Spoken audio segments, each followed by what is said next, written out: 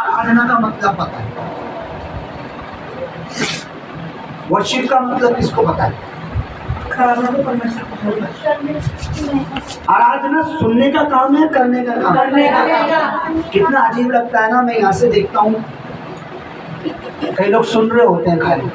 चलो नया व्यक्ति आता वो तो मुझे पता है, उसको नहीं पता, लेकिन जो मसीह में बूढ़े हो गए, बुढ़े कहना मतलब ओल्ड, पुराने, वो भी खड़े होकर सुन रहे होते हैं वर्षिप। आराधना जो है ना करने का काम है। डजंट मैटर आप कैसे गा रहे हो, और आप कर रहे हो, अच्छी बात है, सीखोगे। आराधना सुनने का काम नहीं है। जब आप आराधना सुन रहे होते हो ना, जबकि आपको पता है मुझे करनी है, तो आप जो महिमा परमेश्वर को आप ले रहे होते हो, और ये डेंजरस है।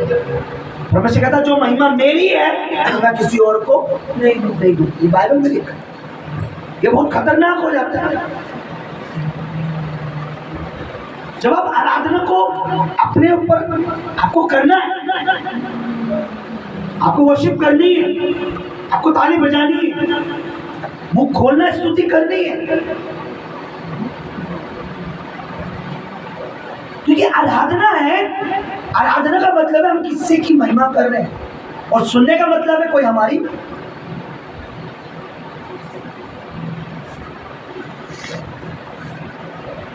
अगर मैं परमेश्वर की तारीफ कर रहा हूं, प्रभु तेरा धन्यवाद, तू अच्छा है, तू महान है, तू प्रशंसा के योग्य है, तो यानी मैं उसकी महिमा कर रहा हूं। अगर कोई मुझे आके कह रहा है पास्टर जी आप बहुत अच्छे हो, आप बहुत ये हो, यानी वो मेरी। जब मैं सुन रहा हूं तो यानी कोई मेरी तारीफ कर रहा है, जब मैं कर रहा हूं तो मैं किसी की महिमा कर रहा हूं। कभी भी कहीं भी जाए, जब आराधना करते हैं आप जुड़ जाए, उस आराधना का हिस्सा बन जाए। ये मत सोचिए मुझे नहीं आता क्या गा रहा है, क्योंकि यहाँ अंग्रेज नहीं है, अंग्रेजी नहीं चल रही, समझ रहे हो, इंग्लिश सॉन्ग नहीं चल रहा।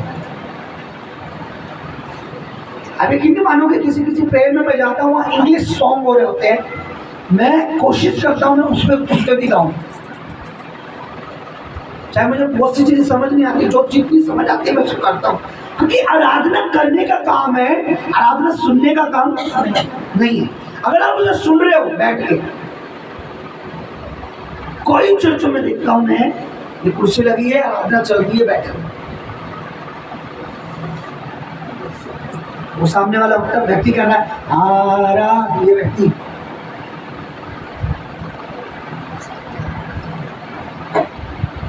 इसका मतलब वो बैठा हुआ है, सुन रहा है, इसका मतलब जो वर्शिप चल रही है वो महिमा है ना जो परमेश्वर को देनी है, वो ले रहा है। और कई मैंने चर्चेस में देखा है कि बुजुर्ग जिनको पता है कि आराधना करनी है, खड़े होके लगे होते हैं आराधना करने होते हैं। और खास करके वो जो आदमी लोग हैं ना, मैंने देखा है वो तो पूरी आराधना सुन रहे होते हैं, जैसे उनके लिए आराधना चल रही है। वर्शिप जो है करने का काम है, आराधना जो है करने का काम है। अब आराधना नहीं करोगे आपका कोई फायदा नहीं है। मैं आपको बताऊं, आप यहाँ आराधना करने ही आते हो, सुनने नहीं। जिस दिन आप आराधना करने लगोगे आपको परमेश्वर समझ आएगा।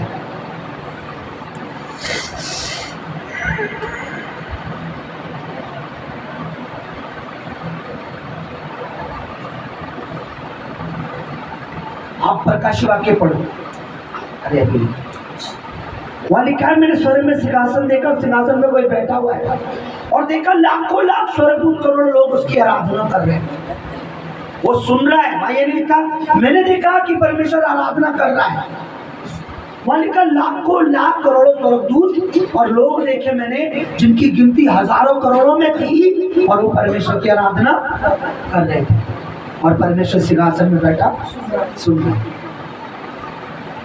अब क्या होता है, चर्चिस में सिंहासन लग जाते हैं, ये स्टैचू बन जाते हैं, मूर्तियां, पूरी आराधना हो जाती है सुनकर। अरे आराधना करो, नहीं कर रहे हो कुछ शर्म आनी चाहिए कि आप आराधना नहीं कर रहे। कुछ शर्म आनी चाहिए कि मैं परमेश्वर की आराधना नहीं कर रहा, मैं आराधना नहीं कर रहा। इस बात पर आपको गिल्टी होना चाहिए, अफसोस होना चाहिए, क्योंकि मैं परमेश्वर की आराधना करने वाला हूँ। समझ रहे आप? आराधना करो।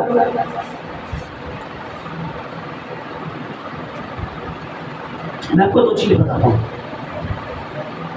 एक आराधना करने वाला, एक प्रार्थना करने वाला व्यक्ति, उसकी लाइफ में कितने भी चैलेंजेस आए परमेश्वर उन सबसे निकाल लेता है। मैं आपको दावा कर रहा हूँ, एक आराधना करने वाला और एक प्रार्थना करने वाला, ये दोनों व्यक्ति ऐसे हैं। आराधना करने वाला प्रार्थना जरूर करता होगा, प्रार्थना करने वाला आराधना जरूर करेगा, ये कंपल्सरी है। जो व्यक्ति प्रार्थना नहीं करता वो आराधना भी नहीं करेगा, जो आराधना नहीं करता वो प्रार्थना करने वाला भी नहीं होगा, क्योंकि ये दोनों जुड़ी पड़ी आपस में। आराधना प्रार्थना के साथ है, प्रार्थना आराधना के साथ, दोनों एक ही है। जब आप प्रार्थना करते हो ना, आपके अंदर आराधना आ जाती है परमेश्वर की, अंदर से उसकी महिमा होती है। जब आराधना करते हो तो आपका मन प्रार्थना के लिए जाता है। समझ रहे आप? बाइबल में एक चीज मैं आपको बताता हूँ, ध्यान से पढ़ना, आपकी बुद्धि खोलेगी आत्मिक। दाऊद आराधना करने वाला व्यक्ति था। दाऊद राजा परमेश्वर के दास आराधना करने वाला व्यक्ति था, इसलिए बाइबल में भजन संहिता में सबसे ज्यादा प्रार्थना उसी की लिखी है। पढ़ी आपने कभी? भजन संहिता पता है क्या है? बाइबल में सबसे मोटी, सबसे ज्यादा लिखी हुई है, सबसे ज्यादा प्रार्थना है उसमें। किसकी? जो सबसे ज्यादा आराधना करने वाला उसकी प्रार्थना भी है, और जब सबसे ज्यादा प्रार्थना करने वाला है वो आराधना भी करेगा। और जो भवन में स्टेचू बना हुआ है, या जिसके पैर, जिसके हाथ नहीं खुल रहे, होठ नहीं खुल रहे, याद रखना उसका जीवन परमेश्वर से दूर है। वो दिखाने के लिए धर्मी है, दिखाने के लिए बड़ी बाइबल लेके चर्च में आ रहा है, दिखाने के लिए अच्छा हो सकता है बाहर से, लेकिन अभी तक, और अब मैं आपको एक बात बताता हूँ, एक्चुअली उसको भी नहीं पता होता कि वो अभी तक परमेश्वर में सही नहीं है। प्रॉब्लम ये है,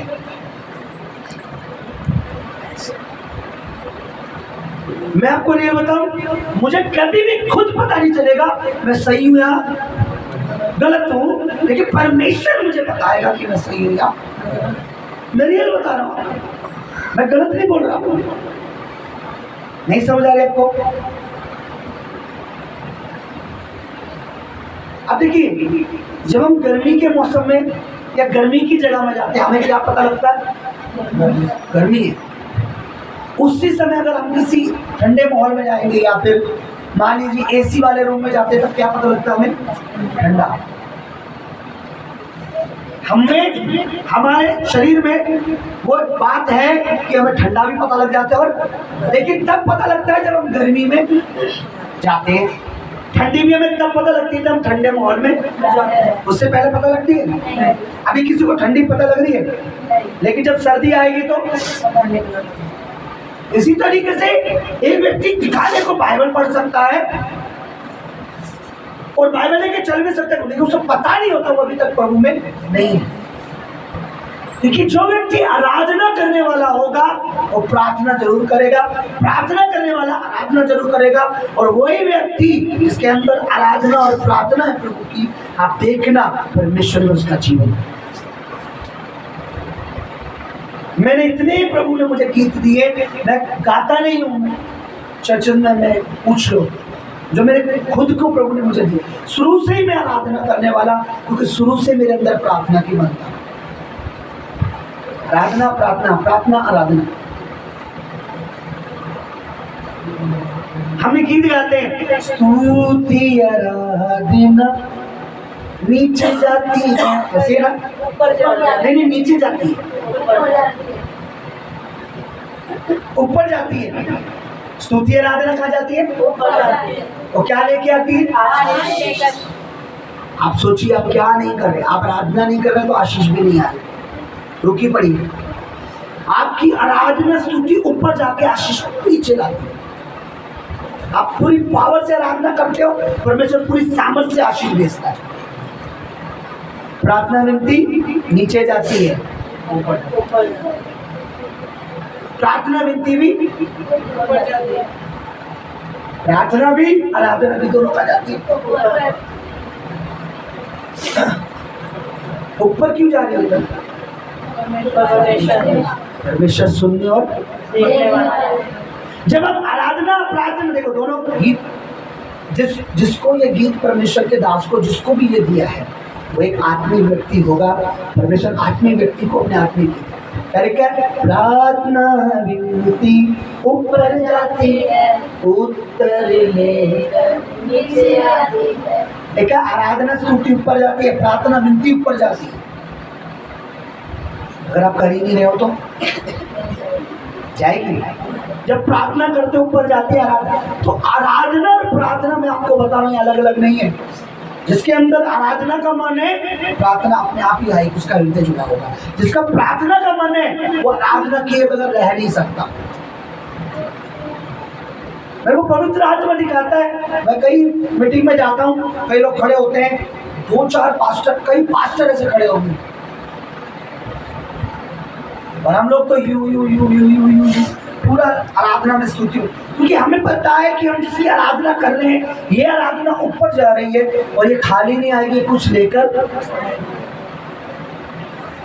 हमें पता है जब प्रार्थना कर रही है ऊपर जाएगी कुछ, और अगर हम कुछ कर ही नहीं रहे तो कुछ जाएगा भी नहीं। और कुछ आएगा, बोलो नहीं आएगा। मैं राइट बोल रहा हूँ? कुछ अपनी तरफ से नहीं बोल रहा, किसी को उंगली करके तो नहीं कर रहा। क्योंकि मैं जब आत्मा में कुछ समझाता हूँ, कई बार लोगों को लगता है कि पास्टर जी पुलपुल से शराब दे रहे हैं। मेरा काम शराब या शराब देना नहीं, मेरा काम है आपके जीवन से शराब हटाना। मेरा काम है आपके जीवन को ऊपर ले जाना। जिस दिन मैं पुलपुल से शराब देने लगा ना, मैं आपको खुद शराब की ठेके में मिलूंगा। जिस दिन जब मैं आपको आशीष दे रहा हूँ, मैं खुद आशीषित हूँ। मेरा काम खुदा ने जो दिया मुझे पता है क्या है। वो बात अलग है, समझने में एक फेल हो जाता है कि मैं कहता हूँ ये करोगे तो दंड ये हो जाएगा। वो शराब नहीं होता, वो एक टीचिंग होती है। जैसे टीचर कहता है ना, एक तो एजुकेशन पूरी कर, पढ़ाई नहीं करेगा अनपढ़ रह जाएगा। तो टीचर से शराब नहीं दे रहा कि तो अनपढ़ रह जाएगा, तो कभी पढ़ेगा, पढ़ा लिखा नहीं हो। टीचर से कह रहा पढ़ाई कर, नहीं तो तू अनपढ़। तो ये शराब नहीं है, बस समझने का है। मम्मी घर गया, आज टीचर ने मुझे शराब दे दिया, आपसे तो अनपढ़ रहेगा। मम्मी चली गई मारने के टीचर को, तुमने मेरे बच्चों को शराब दिया। अरे मैंने शराब नहीं दिया, उसे बताया पढ़ाई कर, नहीं तो अनपढ़ रह जाएगा। मम्मी ने समझा कुछ और, क्योंकि जो बच्चे ने बता दिया, बच्चे ने समझा कुछ और। टीचर से तो पूछो, टीचर ने कहा क्या है? टीचर ने कहा है पढ़ाई पर ध्यान दे, पढ़ा लिखा बनेगा, पढ़ाई नहीं करेगा तो यही से प्रभु का दास कहता है, चर्च में आओ, लगातार संगति करो, उन्नति करोगे। नहीं कर आओगे, प्रभु से नहीं जुड़े रहोगे, तो कहीं ना कहीं दुर्घटना, कहीं ना कहीं कुछ प्रॉब्लम, कहीं ना कहीं कुछ होगा जरूर। क्योंकि जब प्रभु में रहोगे तो कुछ होगा, प्रभु से अलग रहोगे तो भी कुछ। तो प्रार्थना विनती कहाँ जाती है? ऊपर जाके क्या लाएगी? कुछ लाएगी। और आराधना ऊपर, वो भी पर। अब आप आराधना कर ही नहीं रहे हो तो ऊपर कुछ जाएगा ही नहीं। और आपको लगता है सब कुछ नीचे पास्टर जी से मिल जाएगा, तो ऊपर से मांगने की क्या नो। आपको पता है, मैं कई बार कहता हूँ कि परमेश्वर मुझे प्रोफेसी, भविष्यवाणी करूं मैं इनकी, कुछ फ्यूचर के लिए कुछ बता, और परमेश्वर नहीं देता मुझे। पता क्यों? क्योंकि परमेश्वर जानता है इन्हें ऊपर से नहीं चाहिए। जब आप जुड़ते हो, परमेश्वर हम पर रिवील करता है, हम पर वो चीज प्रकट करता है कि तेरे लिए आगे मैंने ये सोचा हुआ है। समझ रहे हो? जब आप ऊपर से मांग रहे हो, ऊपर से आएगा, लेकिन परमेश्वर अपने दास से बात करेगा, आपको बताएगा। जब आप याद रखना, आज से आप आराधना कर नहीं रहे हो, ऊपर जाएगी नहीं, और ऊपर नहीं जाएगी तो कुछ आएगा भी।